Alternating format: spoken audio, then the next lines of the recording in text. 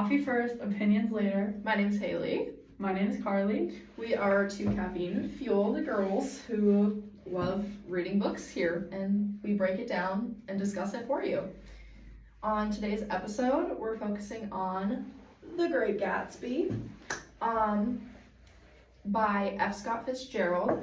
If you're new to our podcast, check out our previous episode. Last week we reviewed The Giver by Lewis Lowry. It was pretty intense discussion. Yeah. It was a good one. But before we get into the world of Gatsby, let's pause for our coffee break. Before we get into the world of Gatsby, it's time for coffee review. Carly? Today I got a Gather iced tea, which is a lemonade with red berries and cane sugar and lemonade, of course. And it's very good for your immune health, so I'm very excited. And it tastes very delicious, so of course. And it doesn't need to be coffee, I guess, even though It's okay. Sometimes a girl doesn't need her coffee in the morning. I did in fact need my coffee this morning. So today is a blended cold brew cooler with white chocolate and pumpkin. And you know, what's a cooler without a little whipped cream? So it's really good. It's very fall. So yeah, I definitely would recommend. We stopped at our local coffee shop Gather today because why not support local business? Carly, how would you rate your drink today? I would say definitely a 9 out of 10. It's very good. Yes. And what about you? 9 out of 10. Great. The pumpkin is very strong.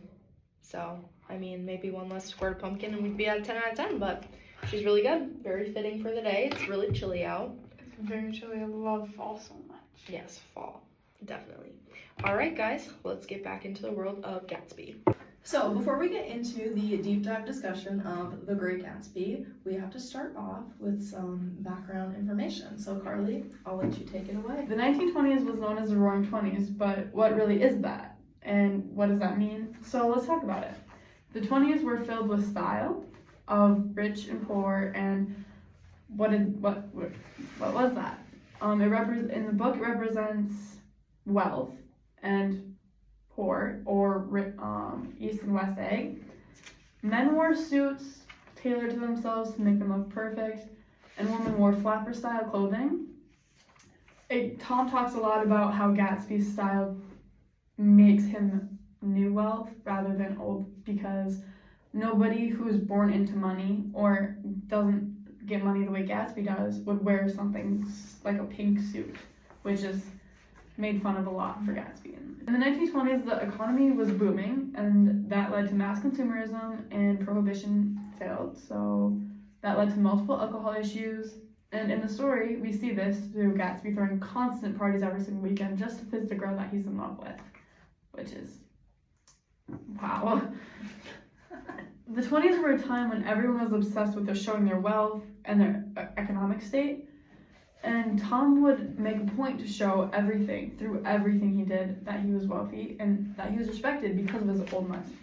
However, Gatsby would do things and he would not be as respected, even though he had just as much, if not more money than Tom, simply because of the way he came into the wealth. And throughout the story, we see the whole East and West egg, which, what is that? East egg is old money, which is where Tom and Daisy are. And then there's Gatsby, who's in the West egg with the new money, who he never talks about how he got his money, and then he lies about how he did it when he gets that discussion. So that's really important throughout the entire film as well. Yeah, I think you did really great, Carly. So moving into the story of it all, to start off, let's start with the characters. So Nick Carraway, he is our narrator. He is described as reliable and unattached, and usually reserves his judgment. In the first chapter, like right off the bat, he says, "I'm inclined to reserve all judgment," which kind of shows that can be pretty reliable in that instance. Mm-hmm. Our next character, obviously the big guy, Jay Gatsby, he's really almost like mysterious. Yeah. Like he's really secretive, and as you said, like he hides a lot about himself. Mm-hmm.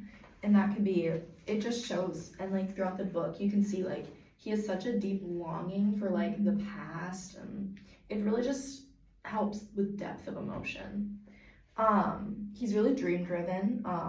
He kind of represents a lot of like corruption in the American dream and how it can be interpreted in more than one ways.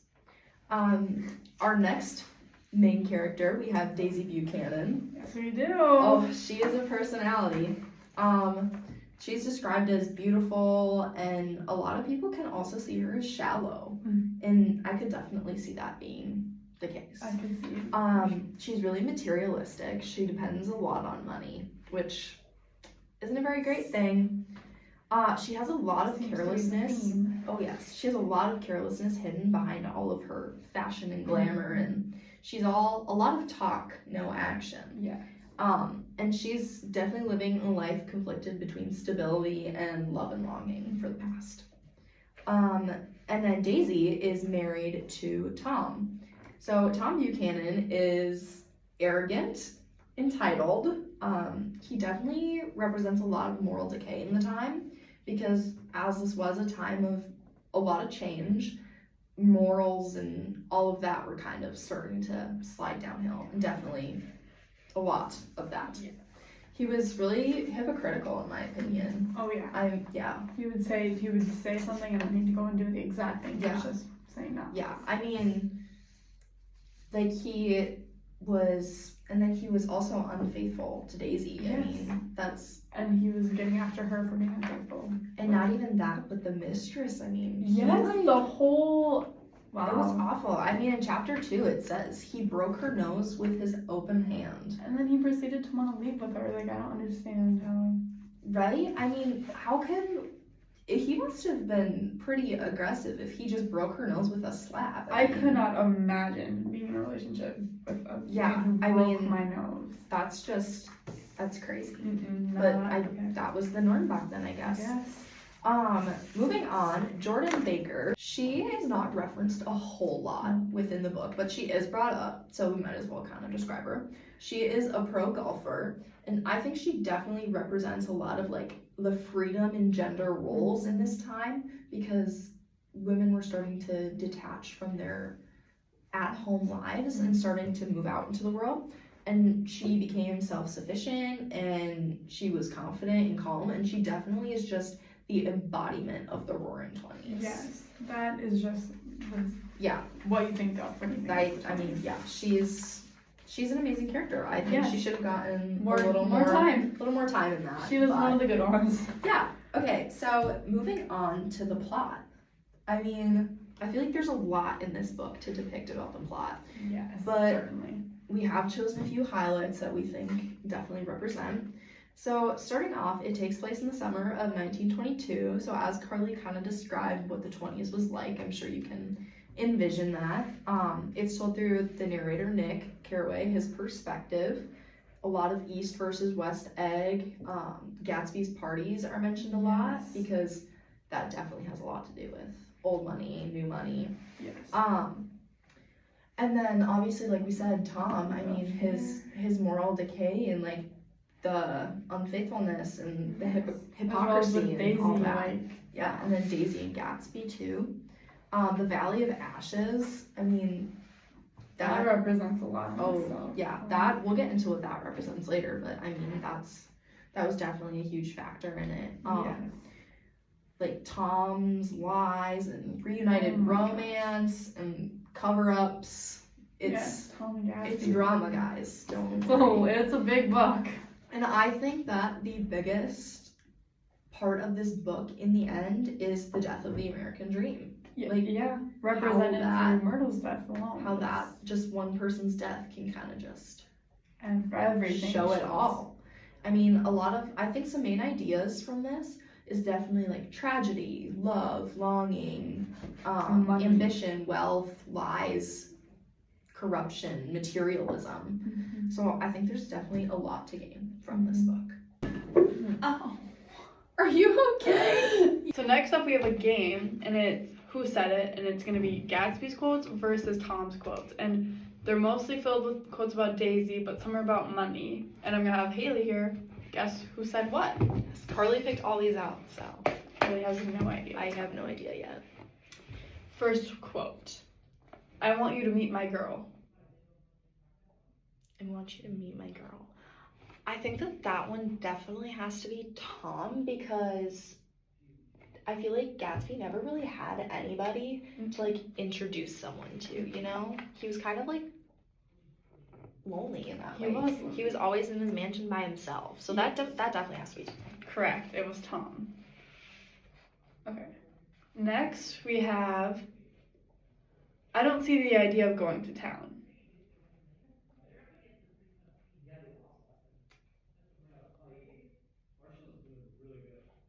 Is that one Gatsby? It is not. Really? The first quote was in chapter 2, him saying he wants to meet his girl, which was Myrtle, by the way, his mistress. Okay. And then the quote 4 was in chapter 7 when they're arguing with Gatsby and Daisy about who Daisy's choosing. And oh, yeah. yeah. Yes, and originally Tom wasn't into the idea of going to town, but then he realized what was happening and he wanted to go to town. I see that. Yeah. Later on. Next quote. Her voice is full of money.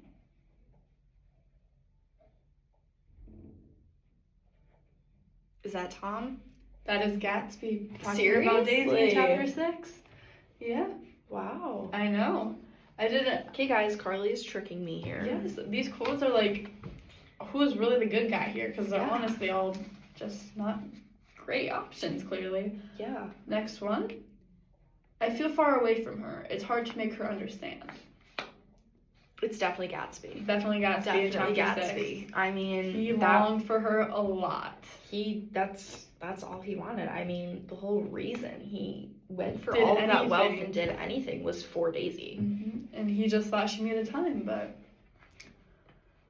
who are you anyhow? Tom. Yes. In chapter 7, Tom says that. Yes. Talking about Gatsby, of course. Those two had it out for each other. I cannot even understand. Can't repeat the past? Why, of course you can. Gatsby. Gatsby in chapter. That I feel like that's definitely a very Gatsby quote, Yes. because I mean the whole book is basically him, and he like refuses to move forward in a way, you know? Yeah. Like he wants to go back and like redo the past. Correct. And I feel like that's just a very him quote. You're not going to take care of her anymore. Gatsby. Yep, in chapter 7, Yes. Gatsby in that argument The with big Tom. falling out. I'm perfectly willing to go to town. Come on, we're all going to town. Tom. Yep. After he Yep. had just said. Yep. So that concludes our game. Haley got 6 out of the 8 correct, which is I think pretty that's good. pretty good. Especially for how similar they seem to talk, even though. Yeah, I mean, in case you can tell, they're very like similar people in a way. Yeah. Which we'll definitely get into. Now, I think this is definitely going to be our favorite part. Are you Team Gatsby or Team Tom? Let's get into it. So, moving into our next section, we have a little debate. Team Gatsby A little debate. or Team Tom. I mean, in the end, personally for me, I don't know if I like either of them. I'm anti-Daisy, but I'm pro... How do I word this? I don't like Tom because I don't like the things he does to the girls. I don't like Gatsby because of the way he carries himself, but Tom is overall physically a bad person, while I think Gatsby is just like morally a bad person. And then Daisy herself can't even talk or acknowledge her own daughter, while Gatsby's here for simply he just wants the one thing he's been wanting his entire life, basically. His past 5 years, he's been only doing stuff for Daisy, but Daisy's been too stuck up on Tom because he has filled with wealth and a daughter, but she's not even the main focus of why she's not leaving him. Yeah, I mean, I feel like Tom just is too stuck in his old money routine and way that it's becoming unhealthy, because I mean, they say it all the time in just like normal aspects of life, like you have to move forward with the time. And I think that Tom was just stuck in an era of change where he wanted to focus on the past and where his money came from. And I mean, like I said earlier with the quote, like, he broke her nose with his open hand. He actively cheated on Daisy. And maybe he defended Daisy to Myrtle, but in the end, his actions do speak louder than his words. And he actively hit her, just a slap, and broke her nose. So that's obviously very violent, and I think he's a really violent person. Yes, and even defending your wife, which you should be doing, in front of your mistress, which you should not have. Yeah. You break your mistress's nose, and then near the end of the film, you realize you're going to lose not only your wife, but your mistress. And so you go on to your wife because you're still married to her, and then you find out that your mistress has died, and then you go and blame it all on your wife. And yeah, it's just like you can't do that to yourself or others around you, because you're not doing anyone else a favor when you're simply just, wow. Yeah, I mean, that's kind of my feelings on Tom. I mean, and if we were to look at Tom in like a better lens, I would say, like, I think that he's good for Daisy in the way that, like, they're both not good. Yes, definitely the fact that they're both unstable, and I think they can use each other to sort of stabilize themselves, or at least pretend to be stable. Yeah. And I think that that's the option for Daisy, because she is looking for more of a stable life. I think she wants that life of uncertainty and longing and love deep down. I think she wants stability of money. I think she needs the stability of money before anything. Yes, I think she puts money before everyone else, including her own daughter. Yeah, I mean, definitely. And then moving to the Gatsby argument of it all, like, what are your thoughts on Gatsby? I like that he's going for what he wants. However, I hate the way that he goes about doing it. And that, especially towards the end, like in the beginning, he was more like nervous, like maybe she's not gonna come to tea. Who comes to tea at 4:00, which in the rain. But then at the end, he's all, you're not taking care of her anymore. It's all me. She never even loved you, which is just, even if that is true, like, she's married to him. She's not just gonna up and leave him because suddenly you're acting like this, but you have money now. Like, Tom's been acting like this, but she's known Tom is always like this. But now she's just finding out Gatsby's true colors. Like, I don't know. And I mean, I think that that's crazy. I mean, if you think about, like, the timeline of it all, it's not like it was the entire summer. Like, it was maybe like half the summer they were together. Right. And it was 5 years apart. And they were apart for 5 years. And Gatsby was all of a sudden like, forget about him. Like, just up and leave him. Yeah. Like, and I just feel like that was a really big ask of Gatsby. Yeah. And I feel like he just didn't have he was more focused on himself and his goals than, the others around him. Yes. And it was, I don't know, it's just... Ultimately, I'm team everyone needs help and figuring out that money is not your life. Sure. Because there's other things in life. But they don't quite understand that, because that's how they grew up, is old money versus new money, and I have more of it, and even if I don't. Yeah, I mean, I feel like there's just so much flaws to this. Both. Like, there's no good. There's no one, like, shining star. It's all, like, a bunch of cloudy, murky, like... I think that in the beginning of the book, I was definitely more team Gatsby. Right. Because with the way they made Tom out to be, I mean, abusive, lying, manipulative. And then Gatsby, I mean, he was almost like this miracle guy that came out of nowhere. Right. Like, but then we realized, like, Nick is the narrator, so it's not fully, like, the truth, which is also near the end of the story when we're seeing the true Gatsby. Like, has he been worse all along, but we're not able to see it because of the way that Nick talks so highly about Gatsby the whole book. Yeah, I mean, that really, because, like, in chapter 7, I have it right here. Like, Nick, as he's leaving for work, he tells Gatsby, they're a rotten crowd. You're worth the whole damn bunch put together. And he's, like, kind of trying to show, like, Gatsby's loyalty and where it lies. But I think that sometimes, like, obviously loyalty is a great thing, but Gatsby's loyalty is to an extent where it's corrupted. Yes, I mean, exactly. I feel like he's loyal to himself. And to get these things, he's loyal to other people in the wrong ways. Yes, I agree fully. Yeah, I mean, it's just, he spent all this time like working up, and I mean, obviously, yes, find your goals and work toward it. Yeah. But in the end, he just wanted one thing. When he didn't get it, he kind of freaked Shut out. down, freaked out. Yeah. I don't know. I think Went there's a lot overboard of, with everything. I think that when it comes to Gatsby and Tom, it's just illusion over reality. Yeah. I mean, you can have this illusion of what your life could be like with Gatsby and the mystery and just the excitement and the thrill of it all. But in the end, like, sure, Tom may not be the best person, but it's just, he's a safer option. I mean, it's Well, stability maybe- in a family. Right. But he's also willing to hurt his Yeah. like the people he likes, that he chose over his wife. Like, I don't know, I wouldn't feel safe knowing that he broke mistress's what nose, but I also wouldn't like the way Gatsby went all crazy on Tom either. So Mm-hmm. neither of them are safe physically, but stable.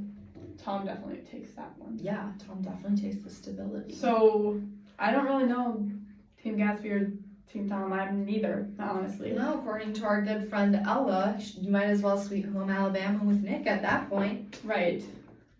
Shout out Ella Roaring. Yeah, I mean, I think that kind of Concludes that argument. concludes Tom or Gatsby. Neither of them Just are good. Neither, unless you're Ella. Yeah. In every book, everyone has a favorite part, so obviously we do too. And we were talking about it, and it seems like we've almost agreed on like a good part. Yes. And I think it's when Gatsby and Daisy were like finally reunited after that tea when they And were the little- in the mansion. Yes. After the awkward part of like, she's not gonna want to see me. Yeah. Now we're here and we're not even talking. I mean, I think they both almost just forgot about the rest of the world. I mean, I think everything just stopped except for them in that moment. yeah, and I mean, but it was like, it was so fulfilling yet empty in a Yeah. way, because I mean, like, he says in chapter 6, like, Nick said, like, Gatsby's dream must have seemed so close that he could hardly fail to grasp it. Right. I mean, like, this dream was right in front of him, and it was almost like so real that it wasn't. Same with Daisy saying, it's just that I've never seen a shirt so beautiful. But like, that's not what you wanted to say. Yeah. But that's what she said, because how are you going to go along telling someone you just saw for the first time in Yeah. 5 years, I wish I was just with you instead. Yeah, Of anything I mean, else happened to me. I just think that that's such like a, even though there's so much wrong in it, I mean, Daisy's married and Gatsby like has all of this wealth in a way he shouldn't, Yeah. and it's so wrong, but like the second they come together, it's like all of that just Right. goes away. I mean, it's just right in that moment, you know? Everything just stopped except for them. It's Yeah. So I love seeing that happen. It was just great. Yeah, I think it was a moment, and I mean, like, reading it in a book is one thing, and then watching it in the movie was I know, like when you watched that, I another was like, too. wow, I like relived it, and I was like, Yeah, that check was out the amazing. movie, Leonardo DiCaprio. I mean, Of course. yes, it's really good. But yeah, let us know your guys' favorite parts. Of course, We'd love to yes. hear it. All right, now we're moving to the end of the podcast. Carly, how would you rate this book? I love this book. There were some confusing moments right away in the beginning for me as a reader, but I love the overall story. I love how like realistic it seemed. I'd say this was about an 8 out of 10. Yeah, I mean, definitely what she said, like, in the beginning, reading it can be hard, so if you're going to, I definitely recommend, like, doing your research beforehand, kind of understanding the time and all of that. But, I mean, if you're ever confused, don't just put it down, like, look it up and try to comprehend it, you know? But I love, like, the love in this Yes. book, the corruption, the morality of it all. It's such a good storyline. Like, Yeah. it never just I mean, dies. honestly, it has you wanting to scream, Yes. because there's... Cry, scream, Yeah. squeal in happiness. There's just There's a lot, just so every many emotion. So was covered. definitely, like, I would say with Carly, I'm like an 8 out of 10. It was really good. Yeah. So, I mean, yeah, I think that's all we have for The Great Gatsby. But Perfect. yeah, check out our next episode. It We will be will- about We will be reviewing Twilight. It should be good. I mean, are you I'm Team excited. Edward or Team Jacob? I guess we'll find out next week. Thanks for listening, guys. Bye.